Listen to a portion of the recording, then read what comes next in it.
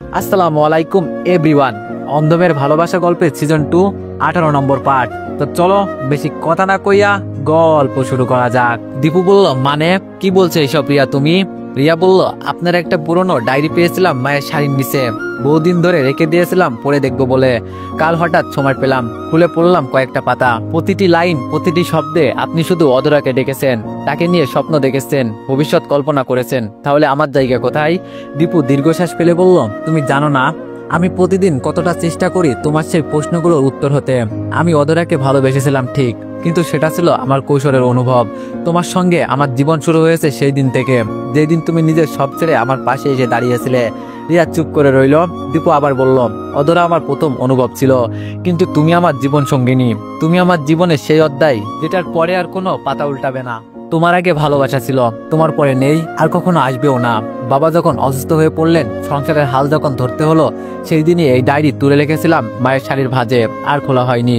ভেবেছিলাম যেখানে আমি অধরাকে রেখে এসেছি, সেইখানে তার সমস্ত স্মৃতি চিরতরে গুটিয়ে রাখবো। তুমি তো জানো না, তুমি না থাকলে আমি কেমন হয়ে যাই। তুমি আমার ভাঙা সময়ের সবচেয়ে মজবুত ভরসা। অধরা ছিল আবেগ, তুমি বিশ্বাস। অধরা ছিল স্বপ্ন, তুমি বাস্তবতা। আর আমি বিশ্বাস করি, বাস্তবতাই মানুষের জীবনের সবচেয়ে স্থায়ী আশ্রয়।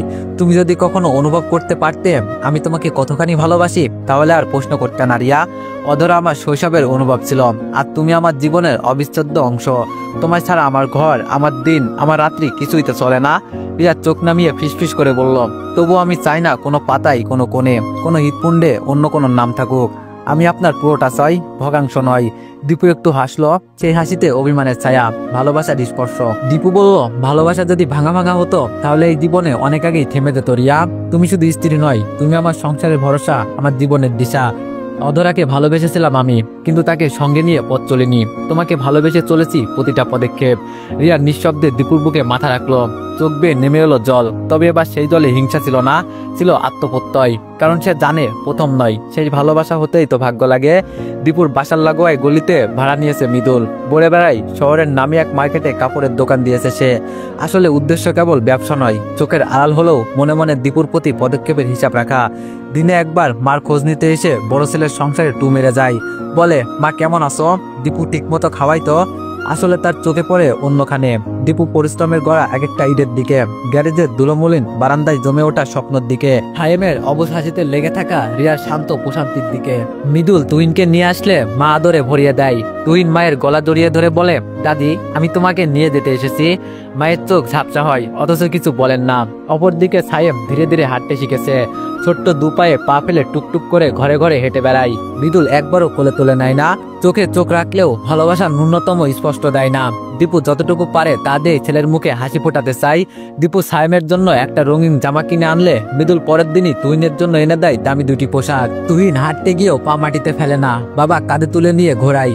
এ যেন অদৃশ্য এক প্রতিযোগিতা, যেখানে কেউ কিছু না বললেও যার যার চোখে স্পষ্ট উচ্চারণ, কে বেশি ভালো বাবা।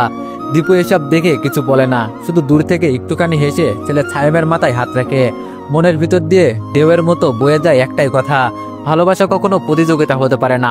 ভালোবাসা মানে নিঃস্বার্থ থাকা, নীরব দায়িত্ব নেওয়া, প্রতিদান না চাওয়া। কিন্তু মৃদুল পদে পদে বোঝাতে চাই, দীপু তার কাছে সায়েমকে দত্তক না দিয়ে কত বড় ভুল করেছে।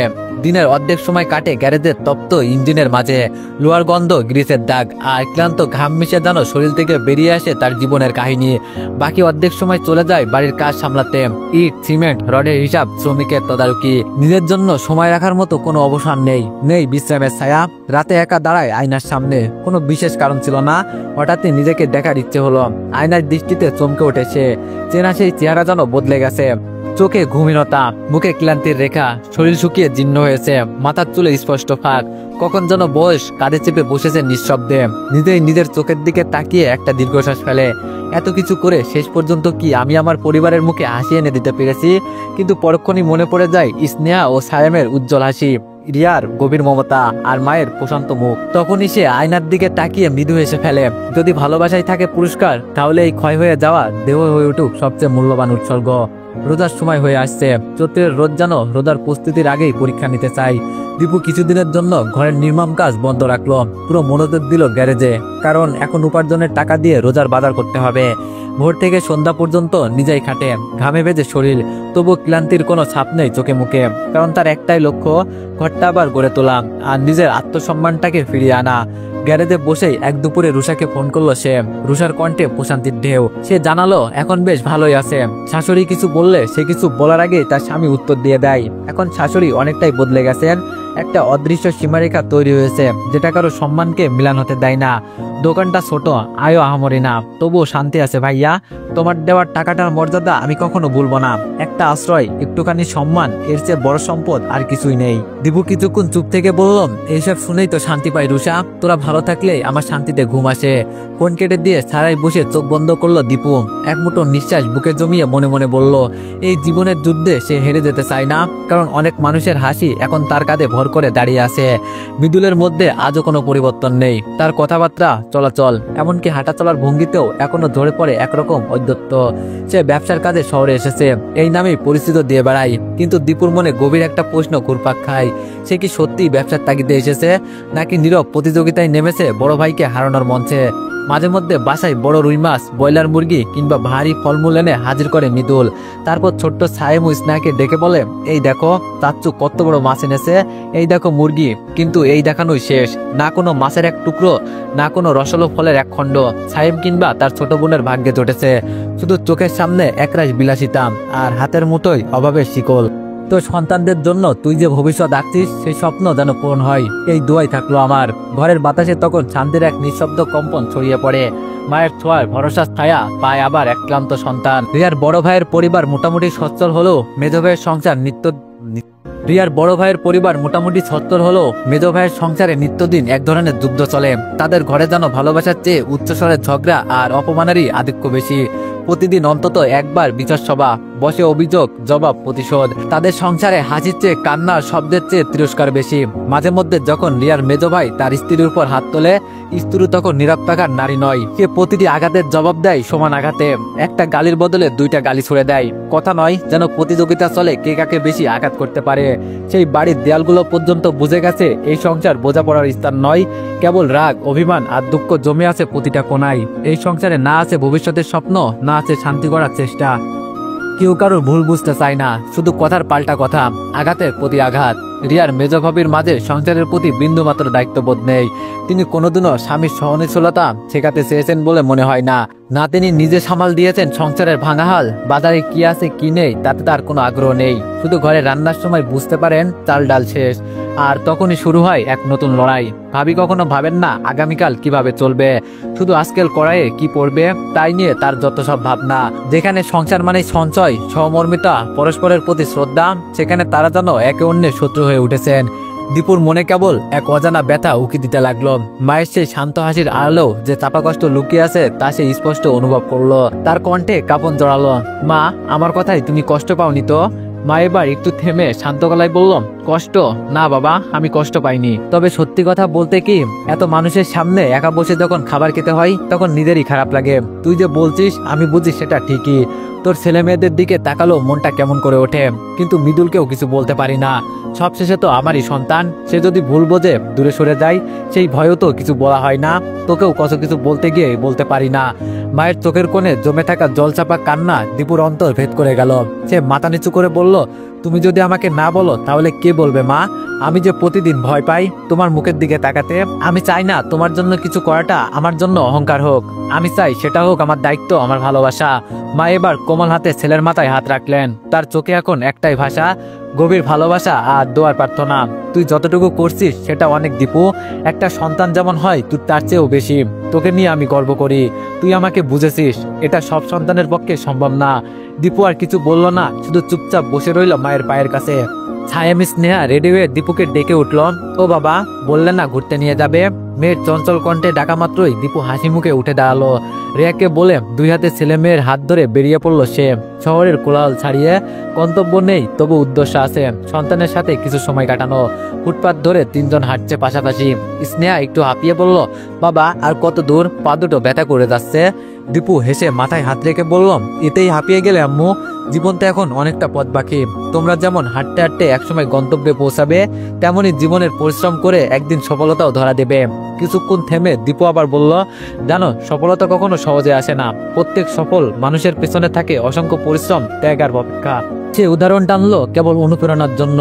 বলল, স্টিভ জবস, যিনি ছোটবেলাতেই দত্তক গৃহে বড় হয়েছেন, তবু নিজের প্রতিভা দিয়ে গড়ে তুলেছেন অ্যাপেল, বদলে দিয়েছেন প্রযুক্তির ইতিহাস। জি.কে. রাউলিং, যার হ্যারি পটার বইটি 12টি প্রকাশনী ফিরিয়ে দিয়েছিল, তবুও তিনি থামেননি। আর সেই গল্পটি কোটি কোটি মানুষের জীবনের প্রেরণা। সায়েম চুপ করে বাবার মুখের দিকে তাকিয়েছিল। স্নেহা হাত দুটো আকাশে ছুড়ে হেসে বলল, তাহলে আমিও অনেক বড় হব বাবা, এমন বড় যেন তোমার পরিচয় হয় আমার নাম দিয়ে। দীপুর চোখে চিকচিক করে উঠল। সে মৃদু কণ্ঠে বলল, তোমরা যদি মানুষ হও, দয়ালু হও, মাটির মতো নম্র হও, তাহলেই আমি গর্ব করে বলবো ওরা আমার সন্তান। আর সেই গর্ব হবে জীবনভর এক শান্তির আশ্রয়। হেঁটে চলা সেই বিকেল যেন হয়ে উঠল জীবনের এক অনুপম পাঠশালা, যেখানে বইয়ের পাতা নয়, বাবার কণ্ঠে লেখা হলো দুই শিশুর ভবিষ্যতের দিশা। রুষার স্বামী দোকান থেকে ফিরতেই শাশুড়ির মুখ গুমরা করে বসা। কোনো ভূমিকা না দিয়ে সরাসরি বললেন, বাচ্চা নিচ্ছিস না কেন? তুই কি আর সন্তানের মুখ দেখবি না? এই বাড়ির বংশধর তবে কোথা থেকে আসবে?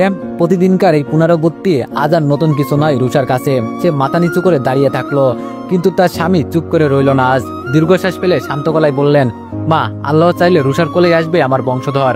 আর যদি আল্লাহ না চান, তাহলে 1 নয় 10টা বিয়ে করলেও কোনো লাভ হবে না।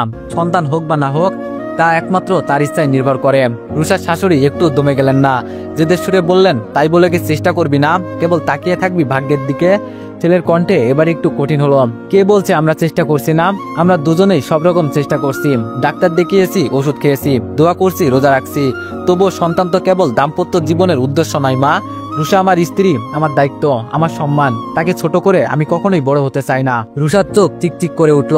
শুধু চোখে নয়, মনে যেন বৃষ্টির পর এক ফালি রোদ এসে পড়েছে। স্বামীর এমন প্রতিবাদ ও সজাগ অবস্থান তাকে প্রশান্তি দেয়। এমনও ভালোবাসা ভাষা হয় তা যে সে কখনো জানতো না, শুধু অনুভব করেছিল অন্তরের গভীর এক আশ্রয়ে। সে ধীরে পায়ে আওয়াজ ছাড়া পাশে গিয়ে বসলো। অল্প স্বরে বলল, আমার কোলখালি থাকলেও আপনি যে আমার পাশে আছেন, এতটুকুই আমার পূর্ণতা। তার স্বামী হাত ধরে বলল, তোমার কোলে হয়তো এখন খালি, কিন্তু তোমার বুকটা আমার ভালোবাসায় ভরা। আর যাই হোক, আমাদের আর কখনো ভালোবাসার অভাব থাকবে না। ফুটপাত ধরে হাঁটছে 3 জন, তার পাশে ব্যস্ত শহর, কিন্তু দীপুর দৃষ্টি নিবদ্ধ রাস্তার ধারে বসে থাকা অনাথ কিছু শিশুদের দিকে। কোনোটা ময়লা কুড়িয়ে হাতে নিয়েছে, কোনোটা ভিক্ষার পাত্র বাড়িয়ে দিয়েছে পথযাত্রীর দিকে। দীপু থেমে দাঁড়ালো। দেখো বাবু, ওদের ভালো করে দেখো। তাদের গায়ে নেই ঠিকঠাক জামা, পায়ে নেই জুতো, পেটে নেই ভরপুর খাবার। একদিন সন্ধ্যায় চুপচাপ দাঁড়িয়ে থাকা রিয়াকে দেখে দীপু কড়া গলায় বলেছিল, ছেলে মেয়েকে এই বাড়ি ওই বাড়ি যাতায়াত করতে দিবে না রিয়া। ওদের চোখে যেন লোভের ছবি না আঁকে। ওদের শেখাতে হবে কিভাবে মানুষের মুখে খাবার তুলে দেওয়ার আগেই নিজের কপালে ঘাম মুছতে হয়। আমি চাই আমার সন্তানরা হোক অল্পতে তুষ্ট, অহংকার নয়, তারা যেন শিখে কৃতজ্ঞতা। তবুও শান্তি মেলে না মৃদুলের। মাকে দেওয়ার নাম করে রোজ রোজ ইফতারি নিয়ে আসে, কিন্তু খাবারের পরিমাণটা এমন হিসাবই যেন শুধু একজনের পেটি ভরুক, আর কারো যেন নজর না পড়ে।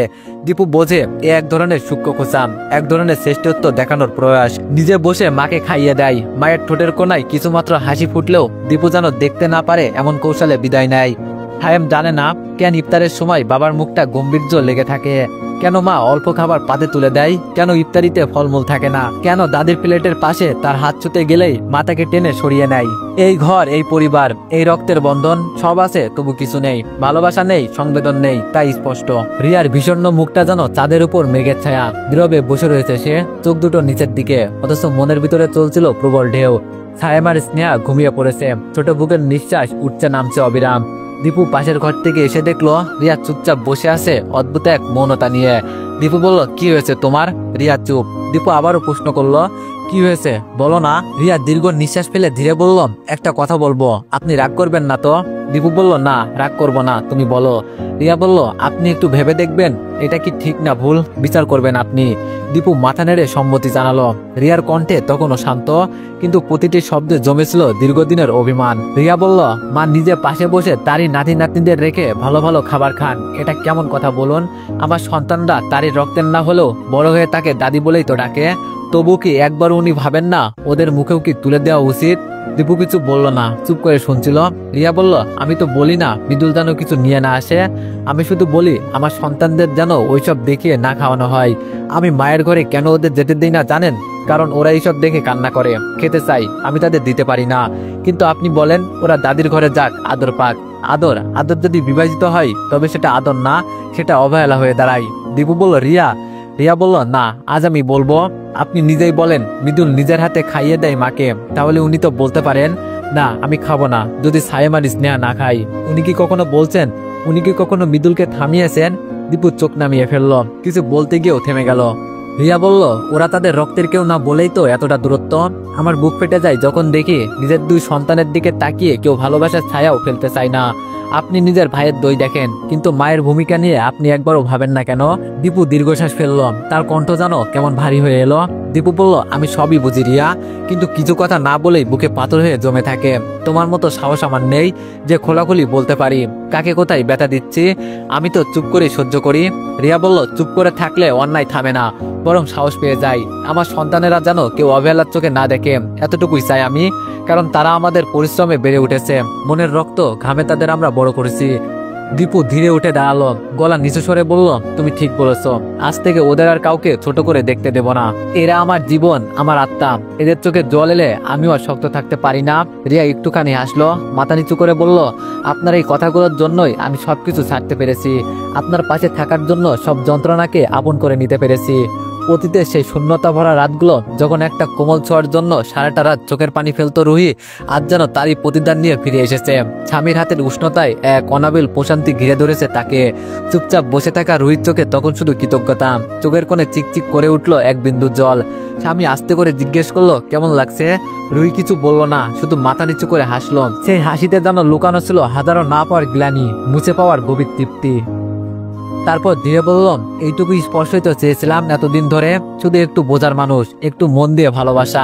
আজ মনে হচ্ছে আমি বেঁচে আছি, ভালোবেসে বেঁচে আছি। স্বামী চুলে আরো একটু তেল ঢেলে দিয়ে আদর করে বললাম, কষ্টের দিন পেরিয়ে গেলে তবেই তো সুখের মর্ম বোঝা যায়। আমি জানি অনেক কিছুতেই আমি দেরি করেছি, কিন্তু এখন থেকে আর কোনো অভাব থাকবে না, না ভালোবাসায় না যত্নে। রুহি এবার চোখ বন্ধ করলো, চোখ বেয়ে নেমে এলো এক বিন্দু জল, শান্তি আর ভালোবাসার জল, যেটা কোনো অভিমান নয়, বরং এক দদ্দ অপেক্ষার পূর্ণতা।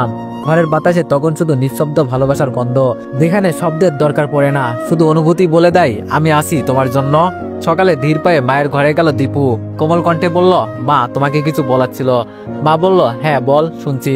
দীপু এক মুহূর্ত থেমে নিঃশ্বাস নিল, তারপর বলল, মা মৃদুলের মতো আমার কাছে টাকার পাহাড় নেই, যা পাই তাই দিয়ে কোনো রকমের সংসার চালাই, তাই তোমাকে সবসময় ভালো মন্দ খাওয়াতে পারি না।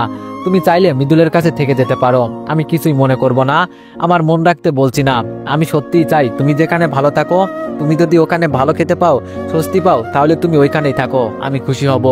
মা কিছু না বলে চুপচাপ ছেলের দিকে তাকিয়ে থাকলেন। দীপু মাথা নিচু করে আবার বলল, আমি জানি তোমার মন অনেক বড়, তুমি রাগ অভিমান করো না, কিন্তু একটা অনুরোধ করছি, যদি তুমি এখানে থাকতে চাও তাহলে মৃদুলকে বলো যেন এইসব ভারী খাবার না নিয়ে আসে। আমার সন্তানরা যখন এইসব দেখে তাদের চোখে যে আকুলতা জমে তা আমি সহ্য করতে পারি না। আমার সাধ্য মতো ওদের ফলমূল দিই, তবু প্রতিদিন না দিতে পারলে ওরা কষ্ট পায় আর আমি ভেঙে পড়ি। আমি চাই না ওরা অভ্যাস গড়ে তোলে এমন কিছুর প্রতি যা আমি দিতে পারি না। আমি চাই ওরা বুঝে যাক সুখ মানে কেবল রাজকীয় খাবার নয়, বরং শান্তি ও ভালোবাসায় মোরা এক বেলার ভাতও অনেক। দীপুর কথা শুনে মা কিছুক্ষণ চুপ করে রইলেন, তারপর ধীরে ধীরে উঠে জানালার পাশে গিয়ে দাঁড়ালেন। মায়ের চোখে মুখে তখন এক অদ্ভুত বেদনা মিশানো প্রশান্তি। তিনি জানেন এমনটা একদিন হবেই। জীবনের শেষ প্রান্তে এসে মায়েরা বোঝেন কার চোখের ভালোবাসা সত্য, কারটা কেবল কর্তব্য। নরম স্বরে বললেন, দীপু তুই যেটুকু পারিস ততটুকুই দিস, আমি তোদের মুখের দিকে তাকিয়ে খাই, খাবারের দিকে নয়। মৃদুলের বড় বড় খাবারের মমতা গন্ধ নেই, আর তোর শুকানো ভাতেই আমি সন্তুষ্ট, কারণ তোর মনটা আমার পাশে বসে থাকে। দীপু মায়ের পায়ের কাছে এসে বসে পড়ল, তার গলা বেয়ে নেমে এলো অশ্রু। চুপচাপ মাটির দিকে তাকিয়ে রইল কিছুক্ষণ, তারপর বলল, মা আমি কখনো চাই না তুমি কষ্ট পাও, কিন্তু আমার ছেলে মেয়েদের আমি সেই পথে বড় করতে চাই না যেখানে পেট পূর্ণ থাকে কিন্তু মন খালি হয়ে যায়। তারা যেন বুঝতে শেখে কষ্টের ঘাম দিয়ে কেনা খাবারই সবচেয়ে বেশি স্বাদ। মা এক হাতে ছেলের মাথায় হাত থেকে বললেন, তুই যেমন চাস তোর সন্তানরা তেমনই হবে। আমি কথা দিচ্ছি এখন থেকে আর মৃদুল এসব আনতে দিব না। তবুও দেখো তারা বেঁচে আছে, হাসে, কাঁদে, কাজ করে শুধু বেঁচে থাকার জন্য। সে হাঁটু গেড়ে বসে দুই সন্তানের চোখের সমান হয়ে বলল, তারা তোমাদের মতো স্কুলে যেতে পারে না, খেলনা নিয়ে খেলতে পারে না, তাদের সকাল শুরু হয় না বাবার স্নেহে কিংবা মায়ের কোলে ঘুম ভেঙে। তাদের জন্য নেই কারোর ভালোবাসা, নেই কেউ যে আদর করে ডাকবে। স্নেহা ধীরে বলল, আমরা তো তাদের চেয়ে ভালো আছি তাই না বাবা? দীপু হালকা এসে বলল, শোনো, কারো ভালো খাবার দামি জামা কাপড় দেখে কখনো আফসোস করবে না, বরং এদের দিকে তাকিয়ে বলবে আলহামদুলিল্লাহ, আল্লাহ এদের থেকে তো তোমাদের ভালো রেখেছেন। কত আছে খেতে পাই না, আমরা তো খেতে পাচ্ছি, পড়তে পারছি, ভালোবাসা পাচ্ছি। সায়েম ও স্নেহা একসাথে বলে উঠলো আলহামদুলিল্লাহ। দীপু আবার বলল সবকিছুতে আল্লাহকে শুকরিয়া আদায় করতে হয়, ভরসা রাখতে হয়, অল্পতে সন্তুষ্ট থাকতে হয়। এই যে দেখছো ছোট ছোট বাচ্চারা, ওদের চাহিদা কিন্তু খুব বেশি না, 3 বেলা পেট ভরে খাওয়া আর গায়ে জড়ানোর মতো জামা, শুধু এতটুকুই চাই ওরা। তবে ওদের কপালে তাও জোটে না। সায়েম সরল কণ্ঠে বলল আমি ওদের খাবার কিনে দিব, জামাও কিনে দিব। তার কথা স্নেহা হেসে উঠল। দীপু সাথে সাথে বলল স্নেহা, কেউ ভালো কাজ করতে চাইলে তাকে নিয়ে হাসাহাসি করা ঠিক না, বরং উৎসাহ দিতে হয় যাতে সে ভালো কাজটা সত্যি করে ফেলতে পারে। স্নেহা মাথা নিচু করে চুপ হয়ে গেল।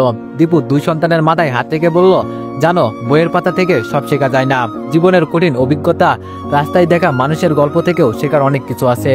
মানুষ হতে হলে কেবল বিদ্যা নয়, দরকার হৃদয়ের গভীরতা, অন্যের দুঃখ বোঝার চোখ। তারপর ধীরে ধীরে হেঁটে চলল তারা। আকাশে সূর্য, মধ্য গগনে, আর 3টি হৃদয়ে এক অনাবিল মানবিক আলো ফুটে উঠল, নীরব কিন্তু দৃঢ় এক শিক্ষার আলো। তো এভরিওয়ান, নেক্সট পার্টের জন্য সবাই অপেক্ষা করো, আর সবাই একটু বেশি বেশি লাইক আর কমেন্ট করে দিও। ধন্যবাদ।